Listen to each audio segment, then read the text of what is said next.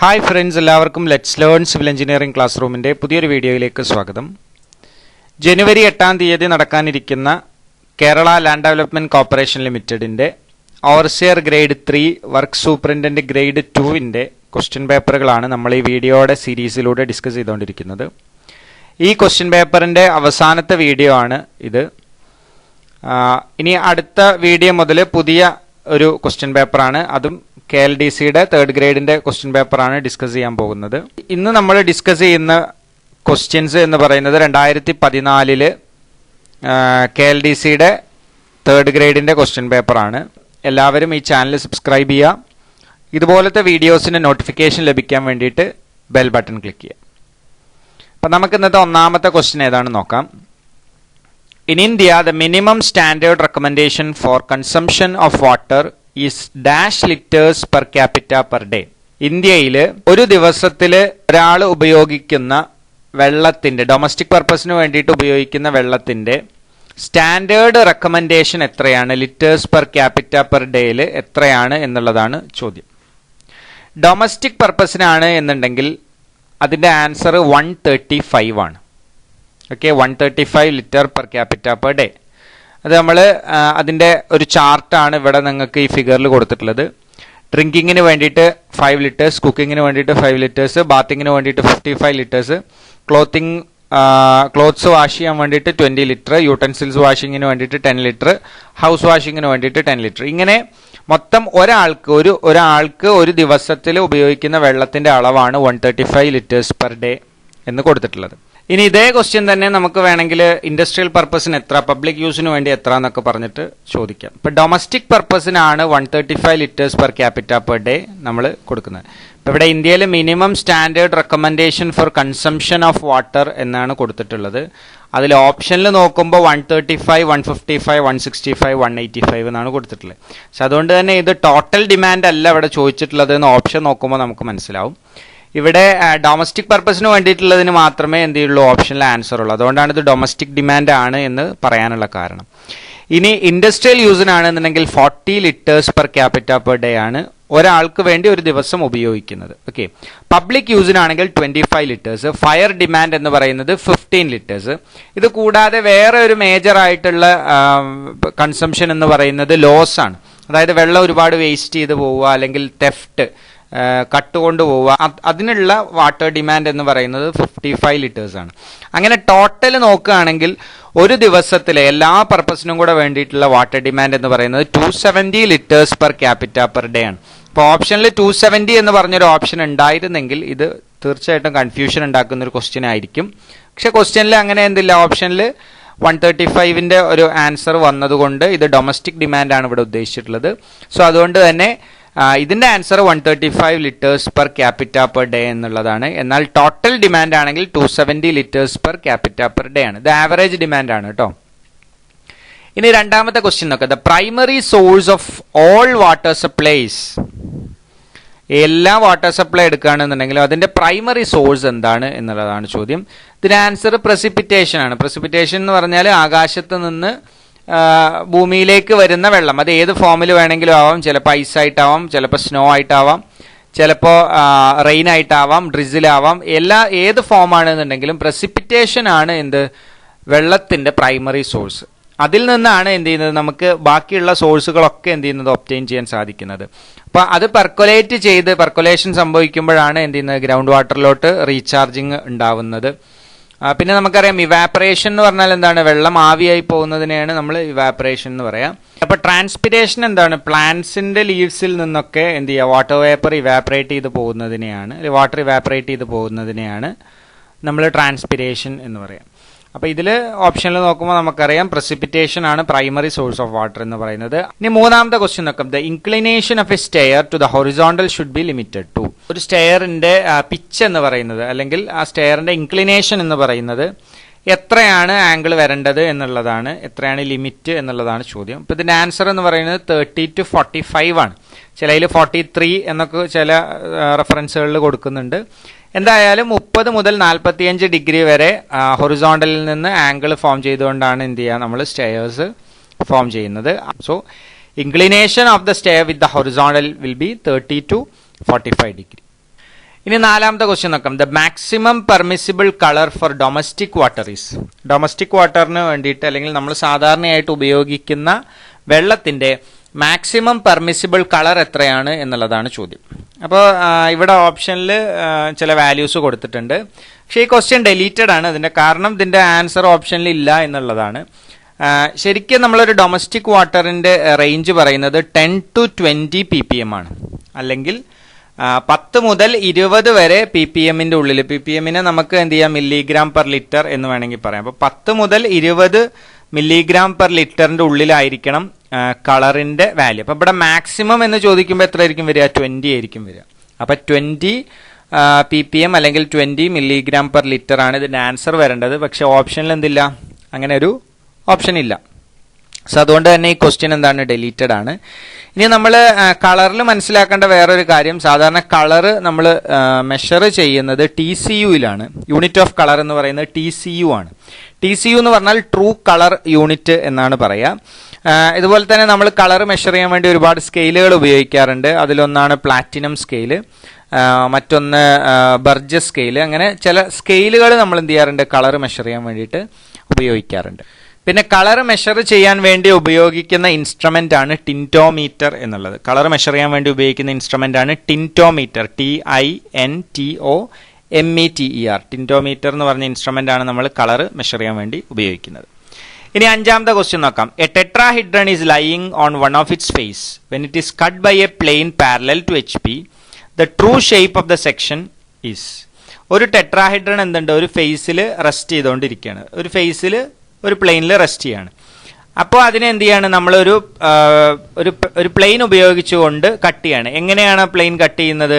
HP-ക്ക് parallel ആയിട്ടാണ് cut ചെയ്യുന്നത്. അങ്ങനെയാണെങ്കിൽ നമുക്ക് കാണുന്ന true shape of the section എന്താണ് എന്നുള്ളതാണ് ചോദ്യം. ഈ ക്വസ്റ്റ്യൻ പേപ്പറിൽ തന്നെ നമ്മൾ ട്രൂ ഷേപ്പിനെ കുറിച്ചും അപ്പാരന്റ് ഷേപ്പിനെ കുറിച്ചൊക്കെ ഒരുപാട് തവണ പറഞ്ഞു. 2 തവണ എന്ത് ചെയ്തു, ആ ക്വസ്റ്റ്യൻ ഒരേപോലത്തെ ക്വസ്റ്റ്യൻ വന്നപ്പോൾ അത് എക്സ്പ്ലെയിൻ ചെയ്തിട്ടുണ്ടായിരുന്നു. അപ്പോൾ ട്രൂ ഷേപ്പ് എന്ന് പറഞ്ഞാൽ ഇത്രേ ഉള്ളൂ. നമുക്ക് കട്ട് ചെയ്യുന്ന പ്ലെയിനിൽ കാണുന്ന ആക്ച്വൽ ഷേപ്പ്, അല്ലെങ്കിൽ ആ കട്ട് ചെയ്യുന്ന പ്ലെയിന് പെർപെൻഡിക്കുലർ ആയിട്ട് നമ്മൾ നോക്കുമ്പോൾ കാണുന്ന ആക്ച്വൽ ഷേപ്പിനാണ് true shape of the section എന്ന് പറയാം. അപ്പോൾ ഇവിടെ പറയുന്നത് ഒരു ടെട്രാഹിഡ്രൺ എന്താണ്, ഒരു ഫേസിൽ ലൈ ചെയ്യുകയാണെന്ന്. എന്താണ് ഈ ടെട്രാഹിഡ്രൺ? ടെട്രാഹിഡ്രൺ എന്ന് പറഞ്ഞാൽ 4 ഫേസ് ഉള്ള ഒരു ഫിഗർ ആണ്. ആ 4 ഫേസ് ഉള്ള ട്രയാങ്കുലർ ഫിഗർ ആണ്. അതായത് ഓരോ ഫേസിന്റെ ഷേപ്പും എന്ന് പറയുന്ന ട്രയാങ്കിൾ ആണ്. അങ്ങനെ 4 ട്രയാങ്കിൾസ് കൂടി ചേർന്നതാണ് ടെട്രാഹിഡ്രൺ എന്ന് പറഞ്ഞ ഷേപ്പ്. ഈ ഫിഗറിൽ നിങ്ങൾക്ക് കാണുന്നത് എന്താണ്, ഒരു ടെട്രാഹിഡ്രൺ ആണ്. ആ ടെട്രാഹിഡ്രൺ അതിന്റെ ഒരു ഫേസിൽ റെസ്റ്റ് ചെയ്യാണ്. ഇപ്പോൾ ഒരു ഫേസ് എന്ന് പറഞ്ഞാൽ ഇപ്പോൾ ഇവിടെ ഈ ഫിഗറിൽ കാണിച്ചിരിക്കുന്ന പോലെ അതിന്റെ ആ താഴത്തെ ഫേസിൽ എന്ത് ചെയ്യണം, അത് റെസ്റ്റ് ചെയ്യണമെന്ന് വിചാരിക്കുക. അപ്പോൾ അത് നിൽക്കുന്നത് എന്താണ്, ഒരു ഹൊറിസോണ്ടൽ പ്ലെയിനിലാണെന്ന് നിങ്ങൾ അസ്യൂം ചെയ്യുക. ആ ഹൊറിസോണ്ടൽ പ്ലെയിനെയാണ് നമ്മൾ HP എന്ന് വിളിക്കുന്നത്. ഇനി ആ HP-ക്ക് പാരലൽ ആയിക്കൊണ്ട് നമ്മൾ എന്ത് ചെയ്യാണ്, മറ്റൊരു പ്ലെയിൻ ഉപയോഗിച്ചുകൊണ്ട് അതിനെ കട്ട് ചെയ്യണം. അപ്പോൾ ഇങ്ങനെ കട്ട് ചെയ്ത് പോയി എന്ന് വിചാരിക്കുക. ഇങ്ങനെ ഹൊറിസോണ്ടൽ ആയിട്ട് ഇവിടുത്തെ താഴത്തെ ഫേസിന് പാരലൽ ആയിക്കൊണ്ട് തന്നെ നമ്മൾ എന്ത് ചെയ്യണം, ഒരു പ്ലെയിൻ ഉപയോഗിച്ച് കട്ട് ചെയ്യണം. അങ്ങനെ കട്ട് ചെയ്യുമ്പോൾ നമ്മൾ ആ കട്ട് ചെയ്യുന്ന പ്ലെയിനിന് പെർപെൻഡിക്കുലർ ആയിട്ട് നോക്കുമ്പോൾ നമുക്ക് കാണുന്നത് എന്തായിരിക്കും, ഒരു ട്രയാങ്കിൾ ആയിരിക്കും അല്ലേ. ഇങ്ങനെ കട്ട് ചെയ്ത് കഴിഞ്ഞാൽ മുകളിൽ നിന്ന് നോക്കുമ്പോൾ നമുക്ക് കാണുന്നത് എന്തായിരിക്കും, ഒരു ട്രയാങ്കിൾ ആയിരിക്കും. ആ ട്രയാങ്കിളിനാണ് true shape of the section എന്ന് പറയുന്നത്. ആ ട്രയാങ്കിൾ എങ്ങനത്തെ ട്രയാങ്കിൾ ആയിരിക്കും, അതൊരു ഇക്വിലാറ്ററൽ ട്രയാങ്കിൾ ആയിരിക്കും.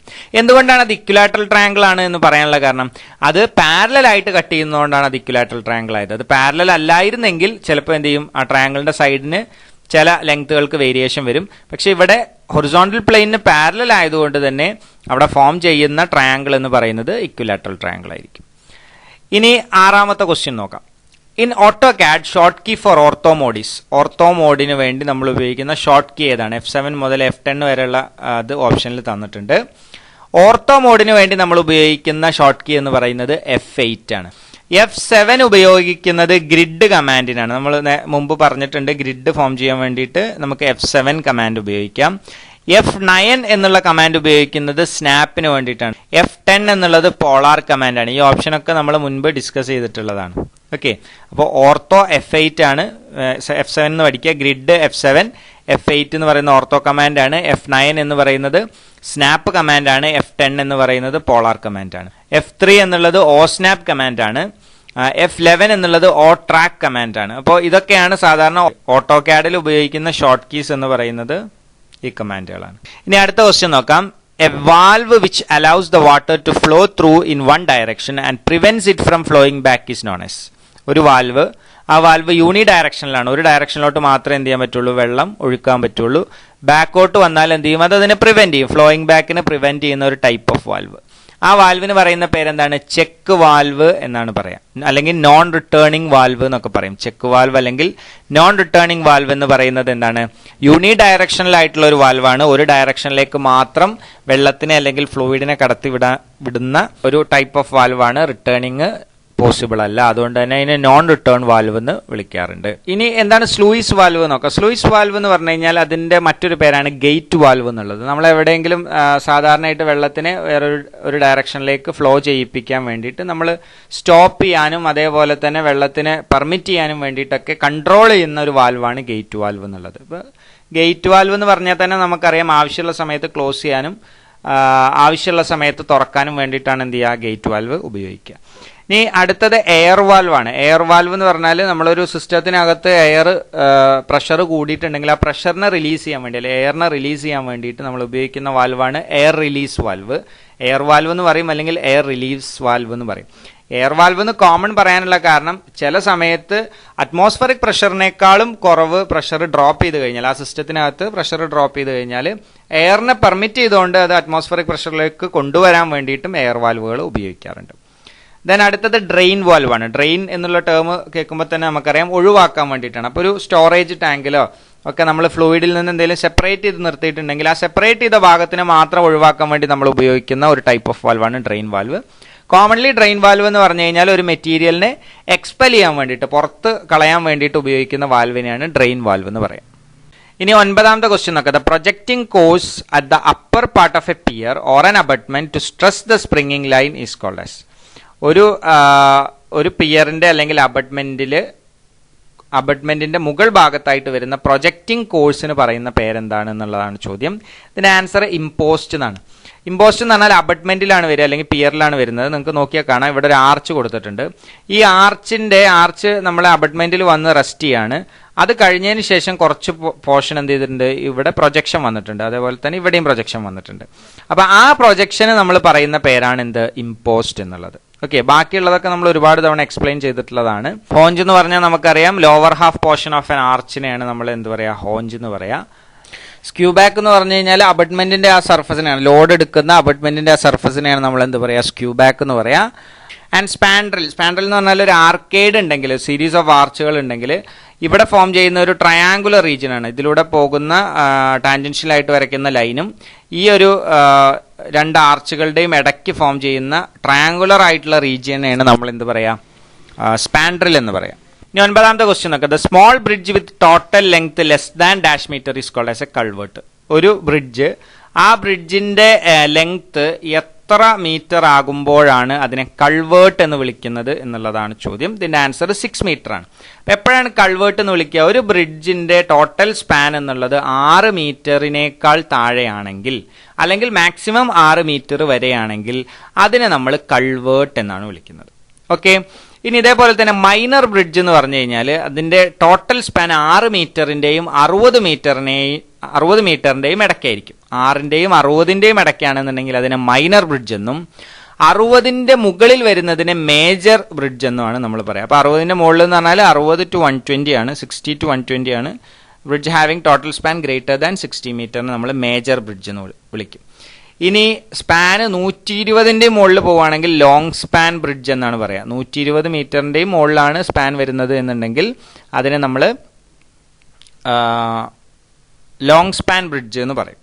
ഓക്കെ, അപ്പൊ 6 മീറ്ററോ അല്ലെങ്കിൽ അതിൽ താഴെയാണെന്നുണ്ടെങ്കിൽ കൾവേർട്ട് എന്ന് പറയും. 6 to 60 ആണെന്നുണ്ടെങ്കിൽ അതിനെ മൈനർ ബ്രിഡ്ജ് എന്ന് പറയും. 60 to 120 ആണെങ്കിൽ അതിനെ മേജർ ബ്രിഡ്ജ് എന്ന് പറയും. 120നേക്കാളും മുകളിലാണെന്നുണ്ടെങ്കിൽ അതിനെ ലോങ് സ്പാൻ ബ്രിഡ്ജ് എന്ന് പറയും. ഇനി 10ാമത്തെ ക്വസ്റ്റ്യൻ നോക്കാം. An instrument used to direct measurements which resembles the shape of a watch and automatically counts the number of paces. ഒരു ഇൻസ്ട്രുമെന്റ്, ആ ഇൻസ്ട്രുമെന്റ് ഡയറക്റ്റ് ആയിട്ട് എന്ത് ചെയ്യും? നമ്മുടെ പേസുകളെ മെഷർ ചെയ്യും. ഓക്കെ, പേസുകളെ മെഷർ ചെയ്യുന്ന മാത്രമല്ല അതിന്റെ ഷേപ്പ് എന്താണ്?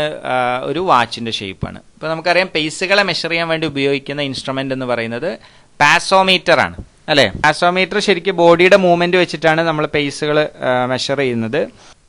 ഇനി ഇതേപോലെ തന്നെ സ്റ്റെപ്പുകൾ കൗണ്ട് ചെയ്യാൻ വേണ്ടിയിട്ട് ഉപയോഗിക്കുന്ന ഒരു ഇൻസ്ട്രുമെന്റ് ആണ് പെഡോമീറ്റർ എന്നുള്ളത്.